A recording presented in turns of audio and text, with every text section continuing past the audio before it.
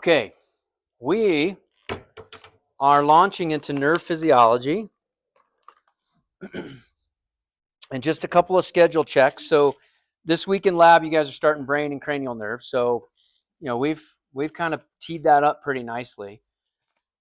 Those of you that are interested in working with your hands, I think you'll be excited about the dissections. Those that aren't, maybe cheer on your fellow lab partner, okay? And then we're in nerve physiology for 3 lectures. So today, Wednesday, and then Monday, which will be an online lecture. But we're going to have activities in class on Monday and activities in class on Wednesday of next week, even though I'm not going to be here. I know you have the time in your schedule because you're usually here. I'm going to be in Dallas rooting on my youngest who's playing in a showcase soccer tournament. And so, this is the week that I'm away, okay? But the good news is we don't have new content on Wednesday, and Monday, the lecture is just one semester old. It's from last semester, so it's not that big of a deal. Okay. Do you guys want to talk about Monday and Wednesday activities? So Monday, we're going to be doing reviews focused on what we're going over this week, nerve physiology. Actually, potentials are tricky, and that's one of the things we're going to be highlighting, as well as stuff like neural anatomy. So we're just trying to focus in on these concepts that will set you up for successful exams. And then Wednesday, we're going to be doing a general exam review where you can get participation points for 6.5. I will also be holding a review in my session next Thursday from 6 to 7 in Science Annex 1.2, and then we'll be holding our big exam review session on next Sunday, from 3 to 4, in the bio building and on Zoom. So that's a little roadmap of the next few review sessions that we're going to be doing. Okay, so the nice thing about this cadence of having sort of Wednesday where it's actually an in-class time review session for participation points is you're going to, kind of have no excuses on not being at a review session, right? For maybe one of the harder exams. Not for everyone, but for some, mechanistically, the nerve physiology and action potentials tend to be tough. Okay, so we're trying to go slow through it, not rush. Also, I don't want to give an exam when I'm out of town. And so we just built it into the schedule. So it's a week from next Monday is the exam, right? 2 weeks from today. Make sense? What has 4 wheels and flies?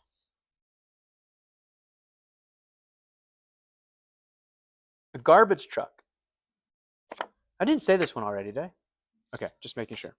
Because you guys are looking at me like that wasn't funny the last time. Why do frogs make good outfielders? They catch whatever flies. They're good at catching flies. Okay, how about this one? What do you call a person who doesn't toot in public? A private tutor. Very good. Very good. Okay. So nerve phys. Are you all ready for this? Buckle up. I actually think it's some of the most interesting material. And so if it's interesting, it actually should be less challenging. I think sometimes boring material is really hard because you just have to memorize it. But interesting material, I feel like you can lean in. And if you understand how it works and it makes sense, then I think it's not that complicated. Right? That sentence should make sense. So here we've got some nerve connections in the upper left by an artist that wants to represent what those look like. You can see those synapses, and they are basically just electrical wiring connecting signals from one location to another. And in the bottom right, an artist's rendition of a traditional or a typical, a stereotypical, the average neuron. And you're going to see today, architecturally, we have very different types. We categorize neurons by their shape and their architecture. That shouldn't be surprising. And we've been doing that like all semester long.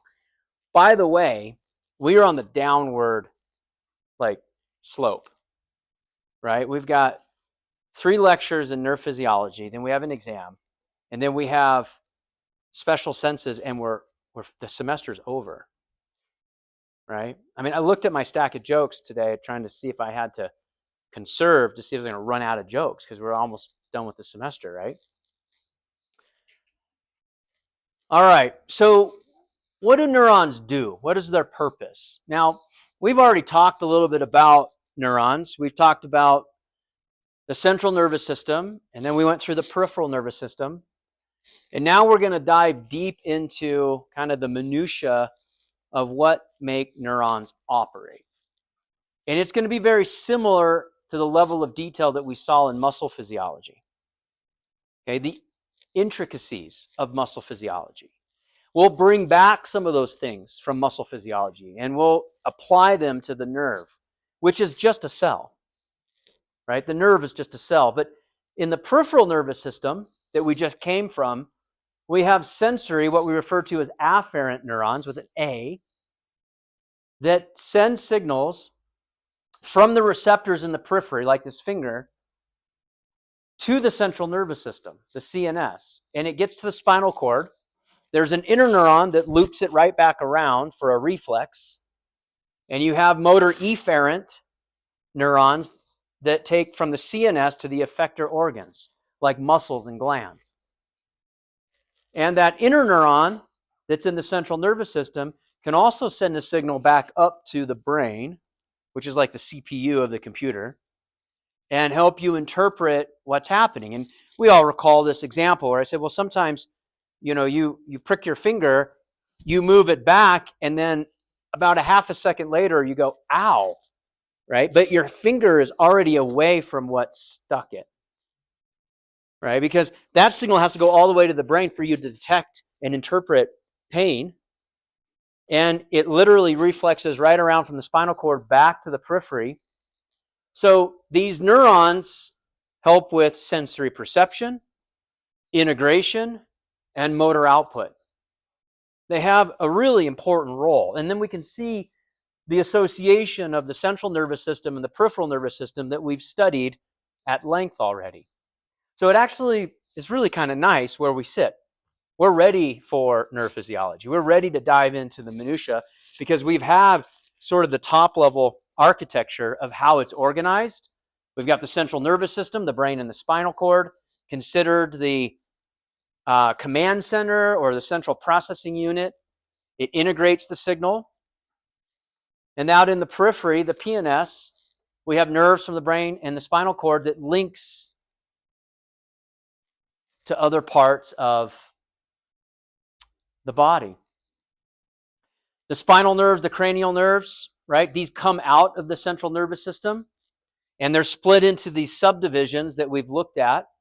These subdivisions being visceral and somatic. We talked about visceral, another name for visceral being what? What was that? Autonomic. Nicely. Way to read lips. I love it. So the autonomic visceral motor division into the sympathetic and the parasympathetic division, right? I'm going kind of quickly because we've already seen these slides in the past. So let's fill in these blanks. We have sensory or motor afferent, sensory or afferent, not motor. Motor's down here. Afferent with an A. And this takes information from where? What type of receptors to where? Sensory receptors to central nervous system, the CNS. We already kind of mentioned that. We've got somatic afferent fibers that are skeletal muscle, and we have visceral afferent fibers, which are cardiac and smooth muscle that we've looked at in the past. And then we have our motor efferent with an E, and this takes it from where to where? Motor efferent. Where? Motor efferent from the CNS to where? To the effector organ, to the muscle. That's right, the muscle, or to a gland or target tissue.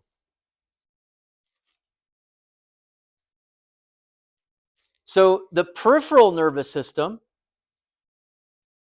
right? The peripheral nervous system has this somatic nervous system, the autonomic nervous system, the visceral that we refer to it, and we further divide that into sympathetic and parasympathetic. Now, share with me, what does the sympathetic nervous system do? Increases heart rate, fight or flight. What else? All these are correct. What's that?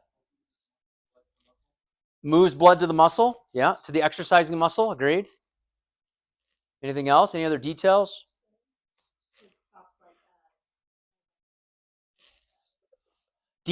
Shunts blood away from the GI tract.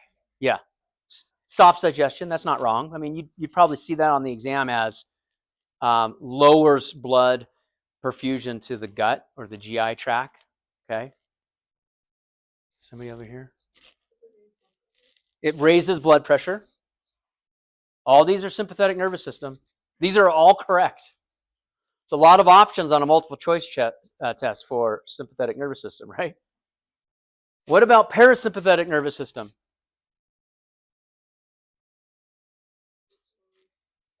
Lower heart rate, rest and digest, I heard over here.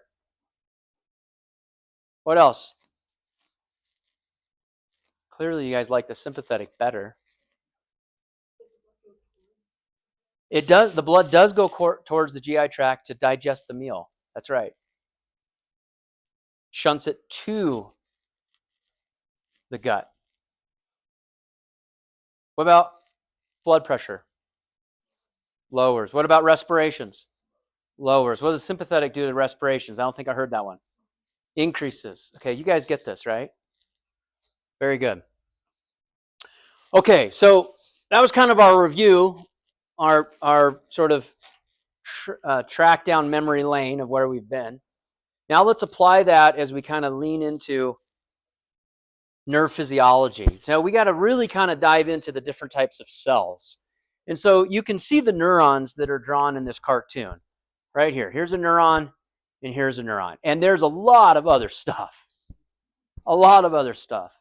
So the neurons are the excitable tissue.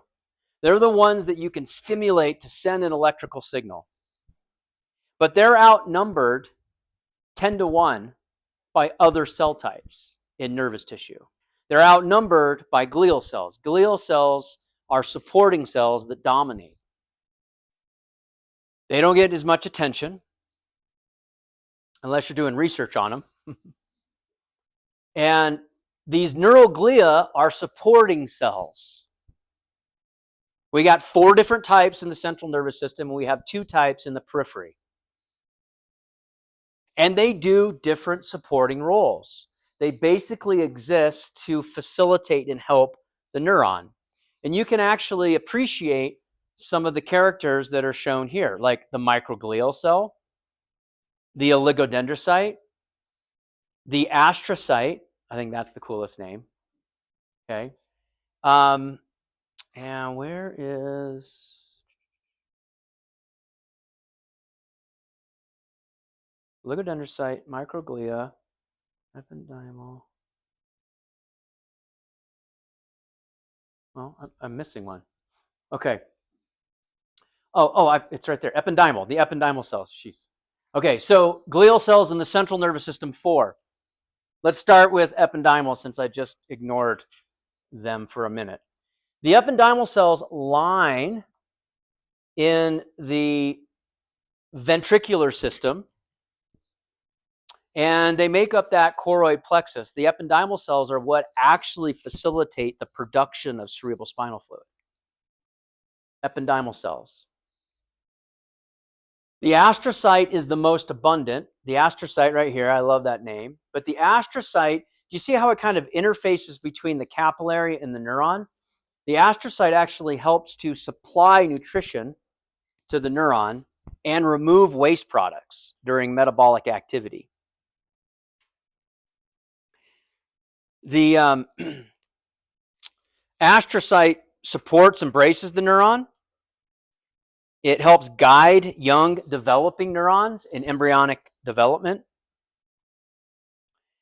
The microglial cells are like cleanup cells. They're like macrophages in the central nervous system that kind of clean up any kind of tissue waste or any damage. They act like a macrophage, like a tissue macrophage. So the microglial cells serve sort of this tidying up the tissue. In a stroke, you would have an area of damage in a stroke patient. You would expect to see high amounts of microglial cells in that area, trying to clean up the damage or the trauma. Obviously, it doesn't regenerate. That's why stroke patients have such a hard time. And then the oligodendrocyte. The oligodendrocyte is what wraps the the axon to myelinate it.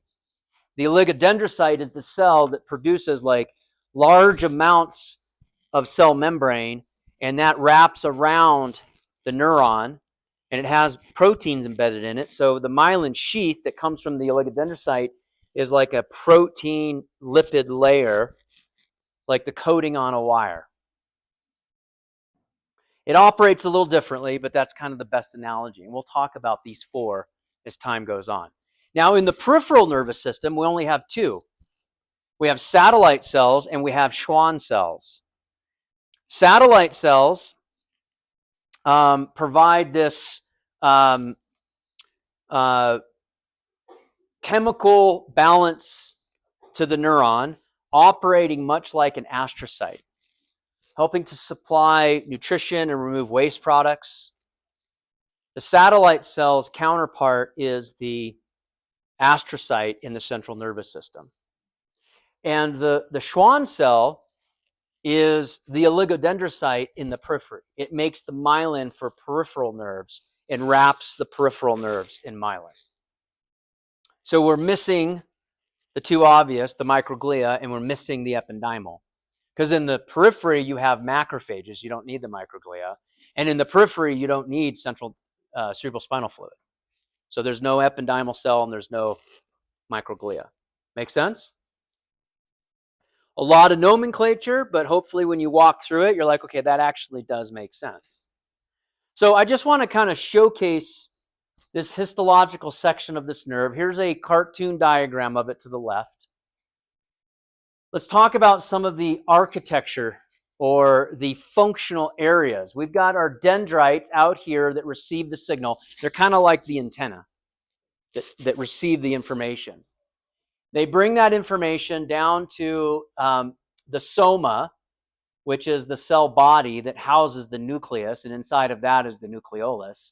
And then this funnel, this like funnel area, is what we refer to as the trigger zone. Kind of a cool name. Okay, because why do you think it's called the trigger zone? It's getting ready to fire something, right? It's going to fire an electrical signal known as an action potential that we're going to talk about next in a little bit.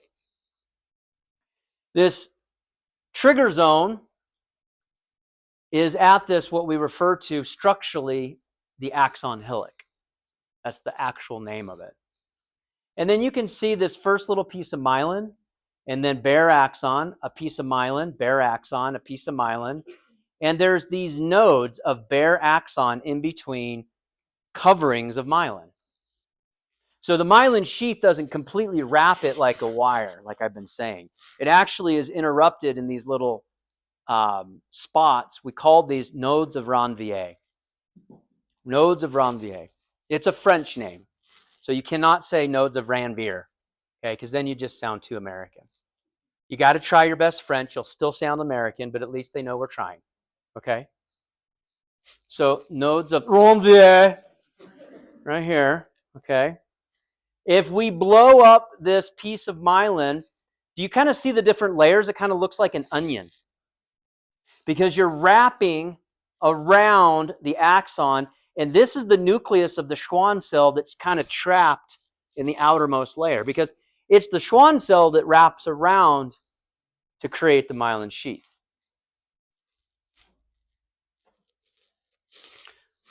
Purpose of glial cells: support the neuron. Does that make sense that they do that? So let's back up for a second and let's talk about glial cells in the central nervous system, because some of you are thinking, like, I've never heard of these before, but actually you probably have.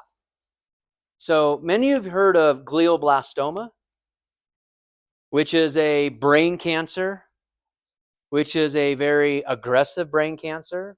Actually, the late Senator John McCain, that's what he wrestled with. You may have a loved one that has a glioblastoma or wrestled with glioblastoma. The prognosis is not good.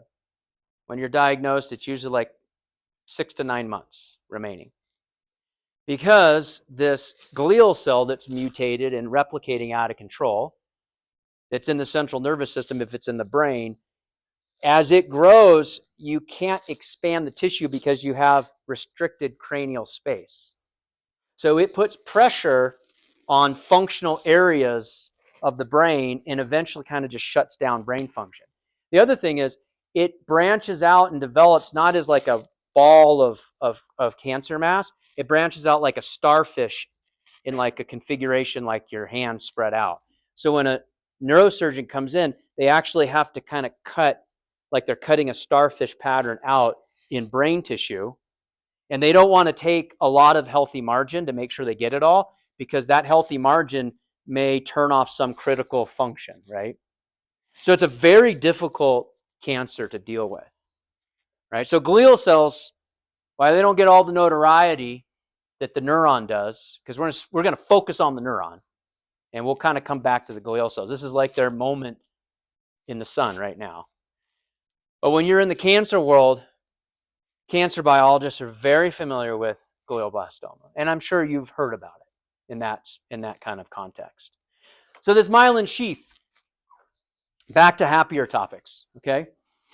This is a protein lipid filled cytoplasm of Schwann cells.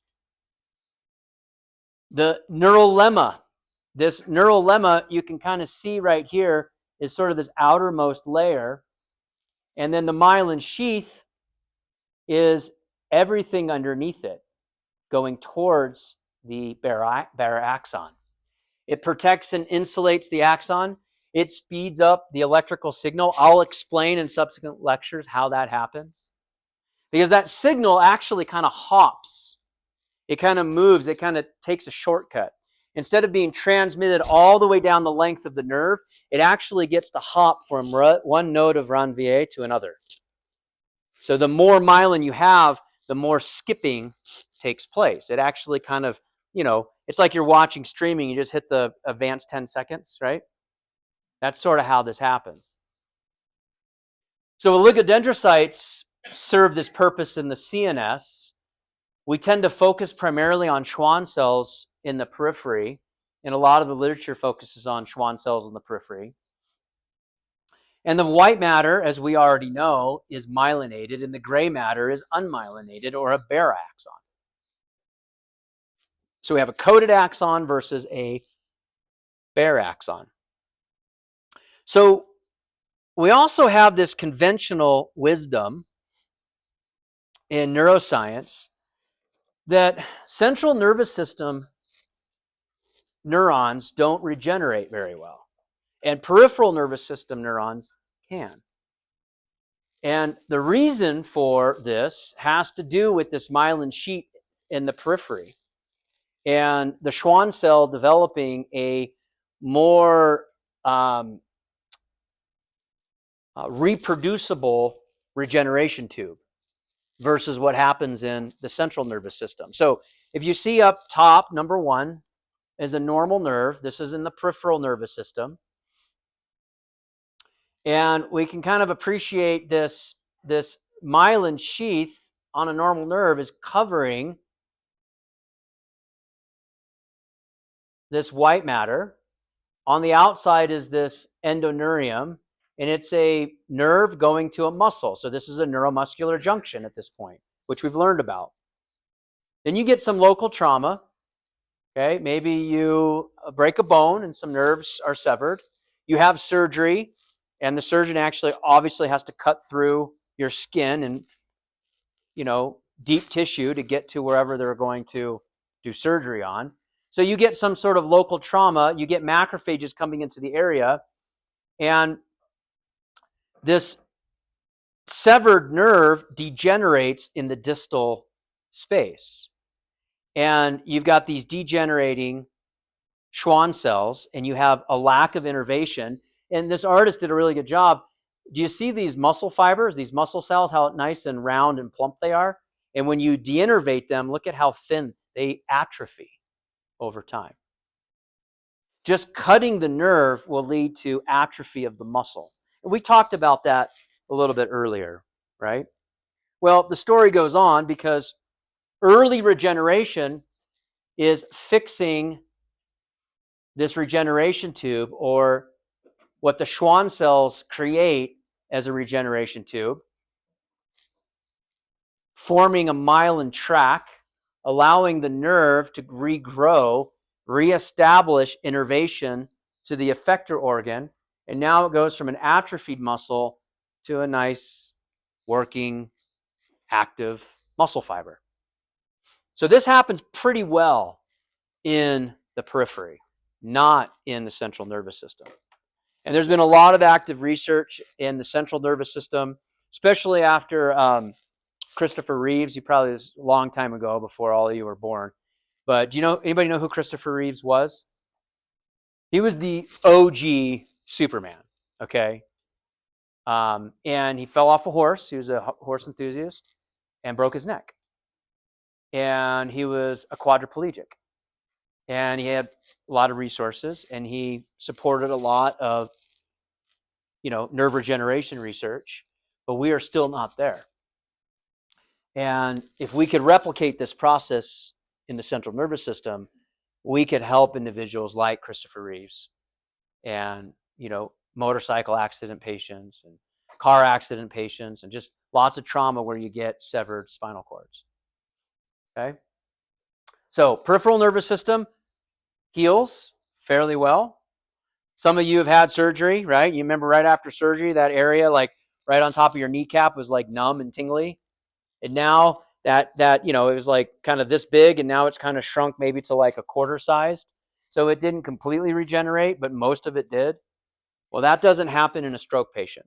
That won't happen in a Christopher Reeves patient. Okay, so let's talk about neurons. Neurons. Well, they're long living. They last us a lifespan, which is really, really important because they're amitotic. That means they don't divide. So you're born with all of the neurons for the most part that you're going to have. You're not going to make new ones. The exception is the olfactory neurons and neurons from the hippocampus for memory, which I think is interesting. The sense of smell and memory will regenerate. And remember how those two are really closely linked? Yeah. So they have a very high metabolic rate, meaning they take a lot of energy in order to run. And this is why in stroke patients where you have a compromised circulation going to the brain, you have a lesion in one of the carotid arteries, they're one of the neurovascular branches in the brain, you have a limited amount of time to reestablish blood flow before you lose those neurons because of their metabolic demand. They have bundles of arm-like processes, like we've talked about, these dendrites and these axons, and you can see in this picture again, these axons this is a collateral axon, meaning collateral, it goes another place. This is an axon that comes down. Here's a terminal arborization to your left, and then here's two terminal arborizations to your right. In the CNS, we refer to them as tracts, and we covered that. And in the PNS, the peripheral nervous system, we refer to them as nerves, tracts versus nerves. The different parts of the neuron, right? We kind of talked about the axon hillock. That's at the level of the trigger zone. We talked about these axon collaterals just now. And we have these terminal branches or these terminal arborizations. And where they terminate we have synaptic knobs, like, for example, onto a neuromuscular junction. But also, they could terminate onto another nerve, like we learned about in the peripheral nervous system with our parasympathetic and our sympathetic architectures, right? We have those ganglion in between. Some cases they're short, long. Sometimes they're long, short, with different neurotransmitters at different synapses. The axoplasm, what do you think the axoplasm of a nerve is? Cytoplasm, okay? That's all it is. So the nerve, this is a cell. This is a funky looking cell. But you guys have studied other strange looking cells like bone cells and muscle cells, right? But this cell is anything but traditional cell biology drawing cell. Circular with a dot in the middle, right? But here's your circular with the dot in the middle, but we've got all these dendrites that capture the signal. They're like the antenna. We've got the soma, which is the cell body, has all the organelles, but it doesn't have centrioles. Why doesn't it have centrioles?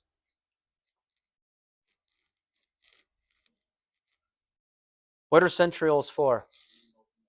They're involved in mitosis, and I just told you they're amitotic. So you don't make centrioles if you're not going to divide. They have these structures known as Nissl bodies and nuclei. The Nissl bodies are the rough endoplasmic reticulum. The nuclei are like the cluster of cell bodies that we find in ganglia.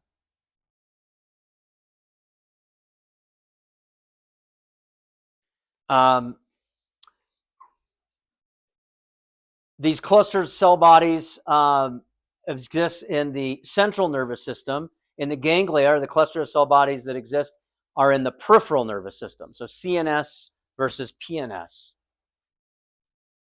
And then the last one on the list, what is the axolemma? If you know what the axoplasm is, it's cytoplasm. What's the axolemma? That's the plasma membrane. Okay, and we're going to get into the plasma membrane a little bit this lecture, more on Wednesday, as we unpack how an action potential actually takes place. So we're kind of leading up to that. Okay. How about this image?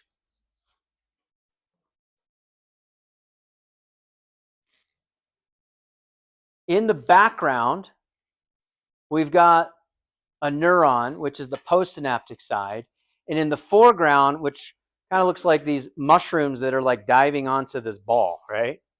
These are all synaptic knobs. These little buttons are synaptic knobs. And this is the stem of what looks like a mushroom is the axon of the presynaptic neuron. So this is not a neuromuscular junction. This is one axon interfacing onto another axon with synapses. And all of these synaptic knobs give us the opportunity to have a neurotransmitter. So we have a level of control that's happening as we send a signal from one location to another.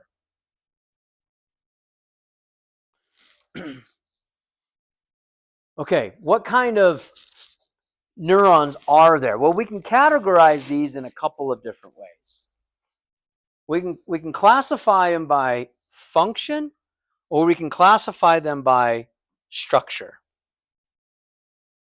So if we classify them by structure, you can see up top, the top right is what we refer to as multipolar neurons, which are really kind of interesting, right? Look at all of the unique dendrite patterns, right? So here's the axon down here. Here's the cell body. And then this one on the upper right, these are all dendrites. And in the upper left, these are all dendrites as well. These are multipolar neurons. Multipolar neurons are the most common.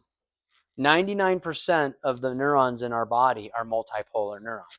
But we don't draw them like that in textbooks because they're ugly. That's why. Okay? We like pretty neurons in our textbooks, okay? We like predictable neurons in our textbook. We like stereotypical neurons. They're not ugly, but they're just unique, right? But we don't use these pictures in our textbooks. But this is when you go to do, as a neurosurgeon, if you're doing surgery, you're not dealing with a really simplistic bipolar neuron that, oh, wow, let's isolate the dendrites from the cell body. Oh, God, it's so easy, doctors. Yeah, high five. Let's go play golf, right? It's like, I'm going to be here a while. Okay? 99% look like this. Very complicated. Apologize if I hurt their feelings calling them ugly. But we just don't use these pictures. We use these pictures. These are all the pictures I just showed you. Bipolar neurons, where it's nicely symmetric. The axon has, one dendrite input, one axonal output. Bipolar, 2, that's it. Here you've got many processes coming in, and you could have multiple processes coming out. Multipolar versus bipolar. Now, the bipolar, interestingly enough, you find these in the retina and the olfactory mucosa almost exclusively. But because they look so nice, we use them in textbook pictures to depict neurons everywhere. But they're really only in the special senses, which is what we're going to be talking about very, very soon, right? In Unit 5. Unipolar on the bottom. This one is kind of weird. You got dendrites here, and you sort of have one axon, and you got this sort of like cul-de-sac where you house your cell body. So this is primarily found in special senses as well. You're going to find these in vision for light as well as hearing. So this is by structure, by anatomy.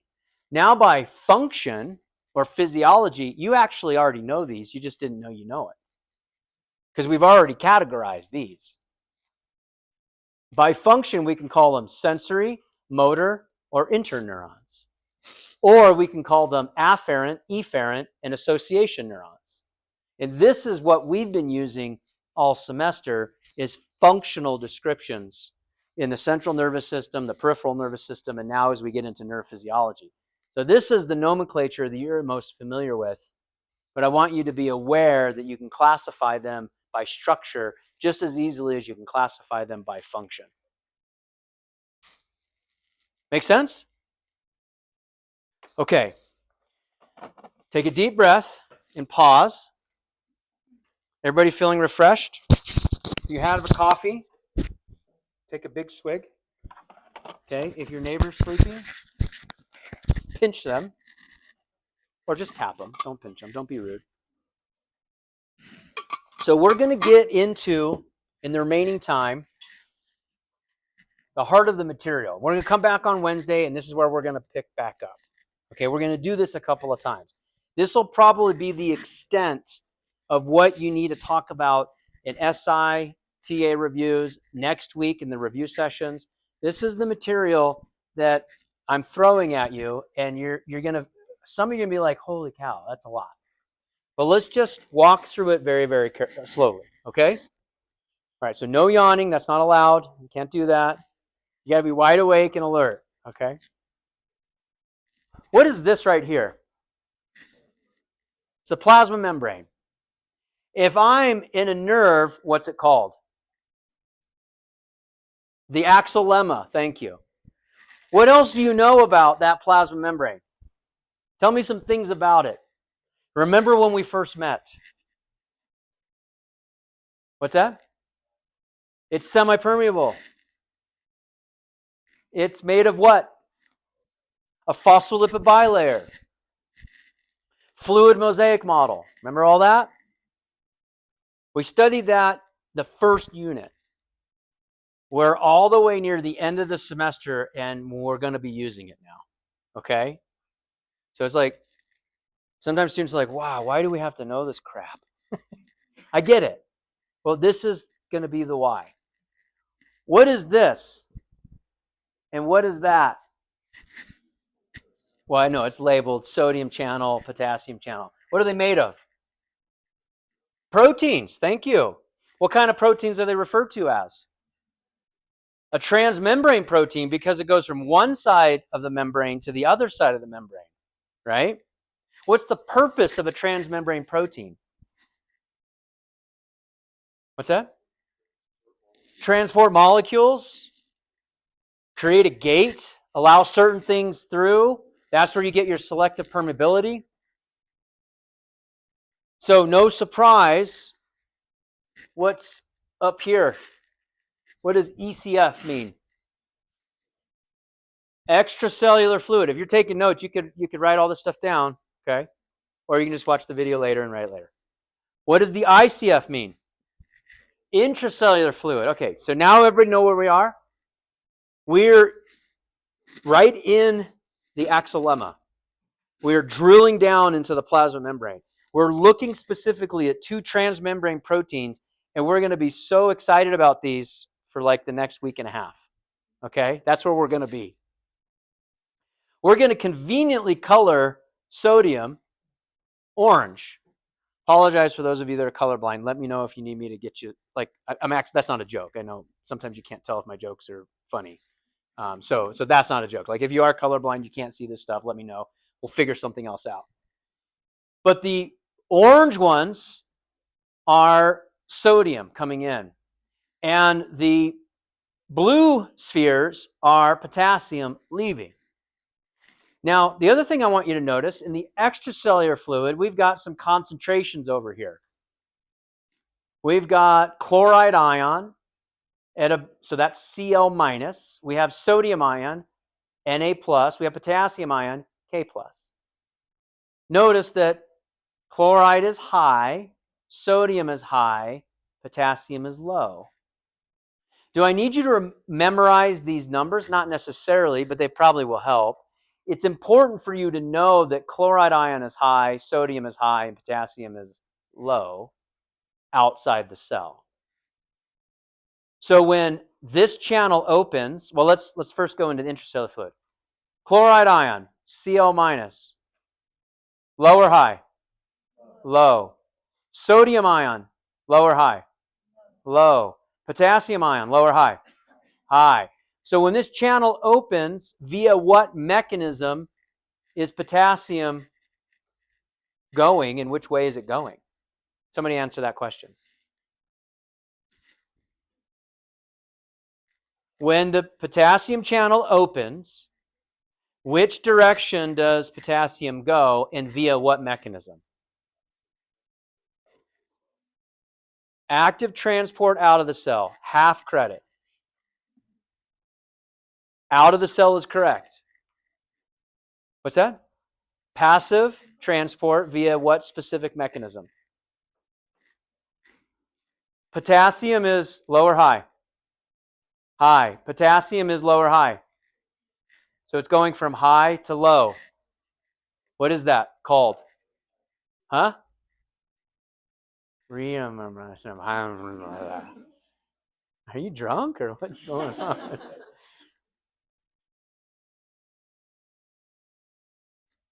Molecules will move from an area of high concentration to an area of low concentration using no... Oh! Yes. What is it?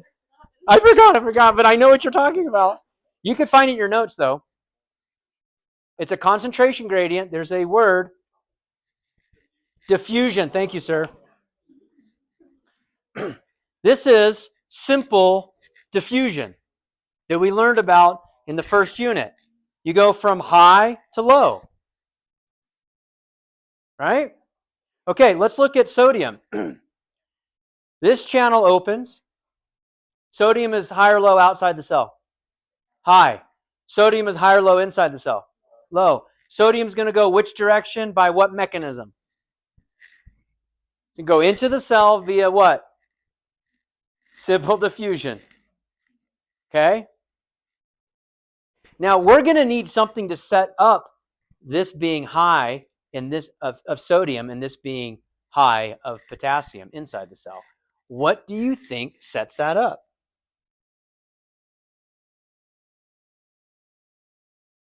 You've seen it before.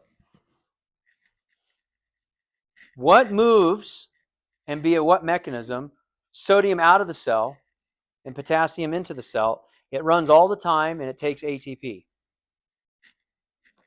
You've heard of it before, and when you hear it, you kind of have this like nervous twitch because you don't like to learn about it. Sodium potassium ATPase pump. Takes how many sodiums out? 3 out. And how many potassiums in? 2 in. If I take 3 sodiums out and I put 2 potassiums in, do I set up this exact picture? That's exactly what I do. And that's why it exists. Does that make sense? We're kind of putting a bunch of stuff together from like a long time in your career, I know. And this isn't the last time we're going to talk about this. Okay, so now we need to kind of set up this concept of what allows these ions to move across the membrane. Right? Because where we are is we're just the plasma membrane of this axon. Anywhere along, except we're not underneath the myelin, we're in between in the nodes of Ranvier. But this box diagram is what we have here. Here's our extracellular fluid, here's our intracellular fluid. We've got some ligand binding. You can have a receptor, you allow sodium to come in. So this could be one way as a ligand binds, it opens a channel, right? That would be a way to trigger a channel to open. It goes from a closed configuration to an open configuration. So we have a couple of different types of channels that allow ions to move that we're going to need to learn about. So number one is we have a leak channel. We have a passive leak channel, which is just a channel that's always open. So it's whatever it allows through will move from high to low all the time. That's a leak channel. Nothing opens or closes it. It's just a small opening that allows ions to move through in a continuous fashion. And then we have active or gated, and they could be ligand gated like I'm showing in this picture, or they could be voltage gated, electricity gated. Like you want to open your garage door, you push the button and the garage door opens. All right. Or you live in a fancy house, you see them in, Netflix shows. They push a button and the gate to the manor opens, right? Or maybe it goes this way. So those are voltage gated. Takes electricity. Electricity is what's going to be transported here. So let me show you a oh wait, sorry, I jumped the gun. I thought I was up on a video, but I'm not yet. So the resting membrane potential, we abbreviate this RMP, resting membrane potential, is slightly negative, just underneath the plasma membrane. And it measures about minus 70 millivolts inside the cell. And that resting membrane potential is really only at the surface. You move some distance away from the surface, and it's mostly neutral. So you would measure this by putting an electrode just beneath the surface, like right here, just beneath the surface, like right here, and you're measuring this electrical signal. Electrical potential just means a difference. Like there's some difference that's not zero. So minus 70 millivolts is resting membrane potential. What is the voltage that comes out of the wall in America on a standard plug? In voltage. Close in voltage, but about 110 volts. The big dryer plugs are 220 volts, right? They're 2x that. So this standard that charges your iPhones, that's 110 volts. We're talking about minus 70 millivolts. So 1,000 millivolts equals 1 volt. We're talking about small amounts of electricity. But that's actually what's being transmitted in your neurons. Okay? And in this picture, These large anions are usually protein clusters. They can't actually leave the cell. They're stuck inside the cell. So they do contribute to some of that polarity that's found inside the cell. Okay, so the membrane permeability. So the membrane itself is potassium permeable, but not sodium permeable. So potassium can move. And because the sodium potassium pumps two potassiums in, there's high potassium inside the cell, and there's low potassium outside the cell. So potassium moves via its passive permeability through leak channels out of the cell all the time. Sodium is not permeable. So sodium will only move if a channel opens. So here we've got a closed channel of sodium, and we have an open leak channel of potassium. And the only time that this is going to move something is when this opens. This could be opened via ligand or via electricity. There is a voltage-gated potassium channel that we will learn about, but right now I'm just kind of talking about these two. And we've just introduced or reintroduced or reminded you of the sodium-potassium pump that actually helps to maintain that resting membrane potential. Because if you take 3 positively charged ions out of the cell, bless you, and you only bring in 2 positively charged ions inside the cell, what is the difference between, I know this is, you can use your phones if you need. 3, take away 2, leaves what? 1. So if we take 3 positives out and we only bring 2 positives in, we create a slight negative environment inside the cell. Do you see that? Because we're moving 3 positives out and we only exchange it for 2 positives inside the cell. That creates sort of a resting membrane potential that's slightly negative, negative 70 millivolts. That's where we get that. Okay, so now I'm on my video. And I forgot to cue this up, so bear with me. We'll probably have to watch a advertisement. Oh, maybe not.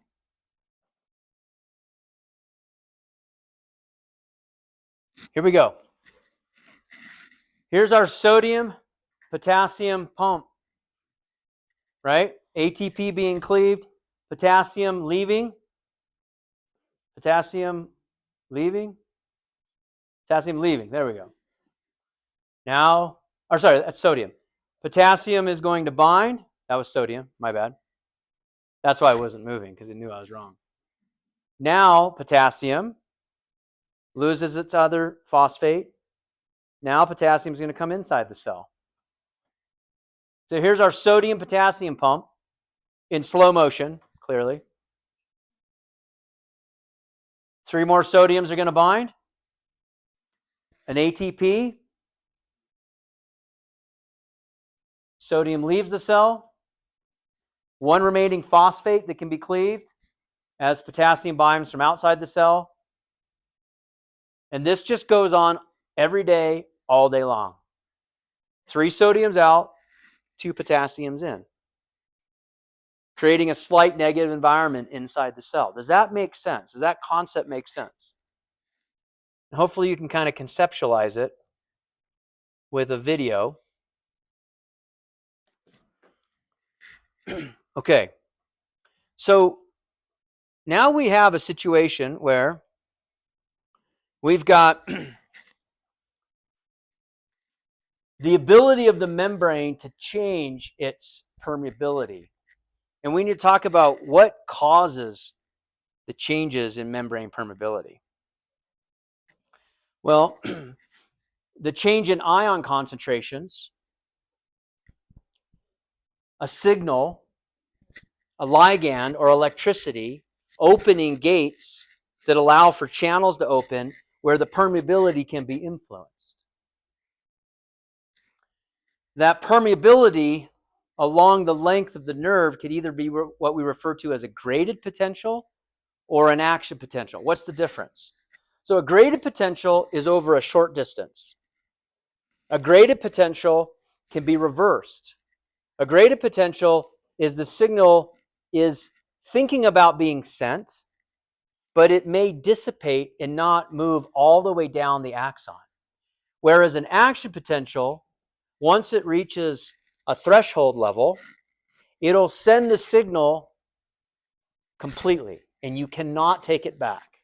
You can't reverse it. So a graded potential is reversible over short distances. It has another name. It's called a local potential. An action potential is the electrical signal that says, go do this activity. Send this signal and make the muscle contract. Send this signal and have the gland release the substance. Also on this slide is showing sort of three different pathways with a stimulus. We've got an unmyelinated axon, and then we have two different myelinated axons, and you can see the relative velocity. This is meters per second. So the speed of an unmyelinated axon that's sending a signal as an action potential is about 0.5 to 2 meters per second. 1/2 to 2 meters per second. Whereas a myelinated axon can send it 12 to 30 meters per second. Much, much faster. Orders of magnitude faster. So let's talk about some new terms as we finish out today's lecture. And this is something that I think all of you should really spend some time studying, are these images. I'd like you to review these before Wednesday so we can come back and we can talk about these exact images. So we refer to this as depolarizing the membrane. If the membrane at rest is slightly negative, minus 70 millivolts, polarizing, what does the word polarizing mean to you? What's that? Wow, okay, you're like heavy into biology right now. Just outside of biology. How about this? We are polarized on this issue of fill in the blank. Tariffs, whatever. Okay, sorry, too soon? Okay. We are polarized on this issue. What does that mean? We're in agreement? No, we're in disagreement. We're far apart. We're polarized. So if you have a polarized membrane, then there is a difference in electricity. Depolarizing the membrane means you lessen the difference. So we're going to make this membrane less negative by depolarizing it. Does that make sense? So here is our resting membrane potential. This is time. This is in millivolts. See, MV in millivolts, not voltage, not what comes out of the wall. These are tiny little volts. Minus 70 millivolts, kind of created by and established and maintained by a number of different factors, right? One of which is this sodium-potassium pump. Minus 70. That's our resting membrane potential.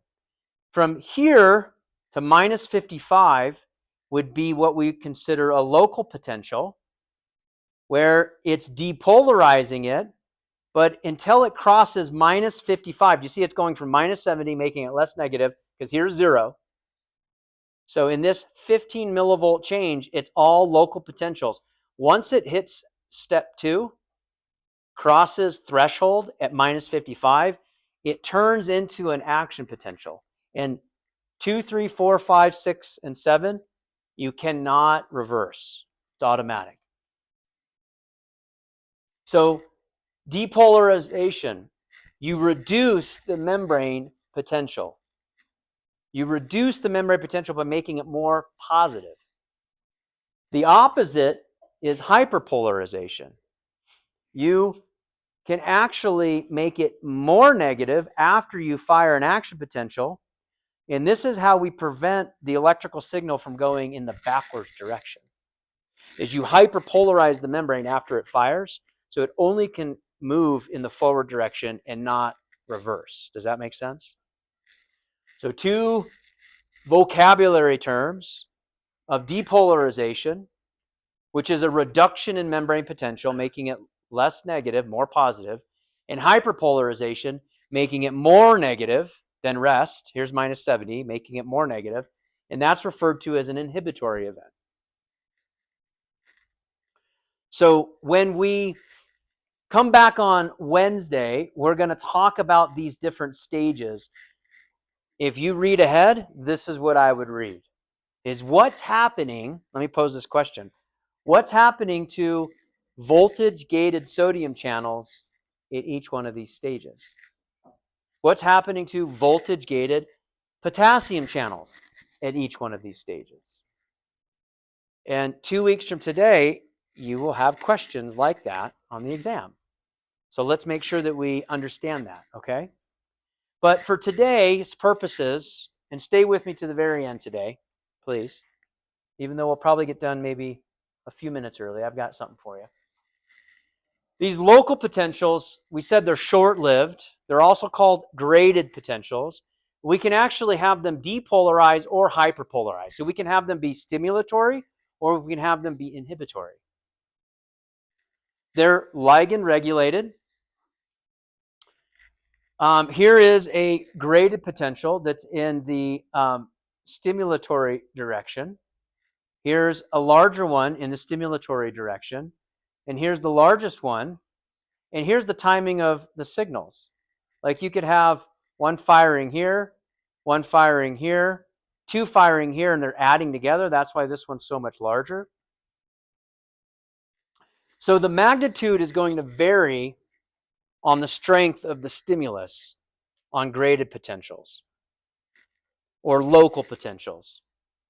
So initiators of local potentials, things that stimulate local potentials. They could be energy, heat, light. A neurotransmitter could stimulate a local or a graded potential. Acetylcholine, for example. And we'll talk more about that on Wednesday. The characteristics of a local potential. This term decremental means that they go away, they dissipate, they fade if they're not used. So if a local potential, back to this picture, fires, it never reaches threshold. After milliseconds later, it'll go back to rest. They dissipate quickly. They're reversible in contrast to action potentials because if you don't use them, they turn off. You can change your mind. They can be stimulatory or they can depolarizing or they can be inhibitory, hyper. Okay, so let's review a couple of things from today as we kind of finish out. Which of the following is not part of the central nervous system? The Schwann cell. Where do you find the Schwann cell? PNS, the peripheral nervous system. How about this one? Sodium potassium pumps in neurons consume an estimated 20% of all the energy in your body. Why?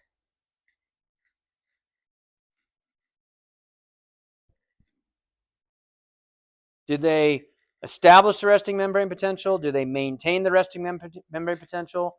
Do they require 2 ATP molecules for each round of work? 1 ATP to push 3 sodiums out and 1 ATP to pull 3 potassiums in. Is this one correct? Why is this one wrong? It's wrong in 2 ways, right? It's 1 ATP and it's like 3 and 2, right? Okay, so we track that one off. I'm never going to give you that. Come on now.